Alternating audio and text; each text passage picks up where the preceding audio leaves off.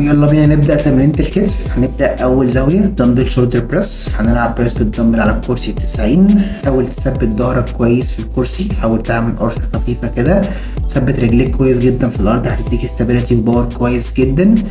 حاول تنزل بالدمبل للآخر خالص جنب ودنك كده وتزق ستريت لفوق مش لبره ومش لجوه. تاني زاوية في الكتف هتبقى دمبل لاترال ريزز، رفرفة جانبي بالدمبل. حاول تثبت جسمك كويس جدا، زق الارض، خلي ركبتك متنيه سنه صغيره، حاول تخلي كوعك متني بس ما تحاولش ان هو التانية تبقى زياده عن اللزوم. اطلع بكوعك لحد مستوى كتفك وانزل بالراحه، حاول ان انت تكنترول الوزن وانت بتنزل، متخليش الوزن يتهبد منك. خش على الزاويه التالتة، تبقى رفرفه امامي بس بالكابلات.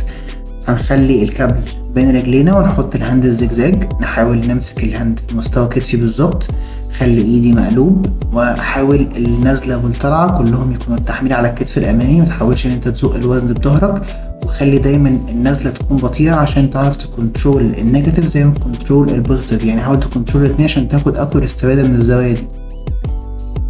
رابع زاوية في الكتف والأخيرة هتبقى فيس بول، كتف خلفي. أنا بحب ألعبها بالتي ار اكس زي كده عشان بتديني مدى حركي أكبر شوية.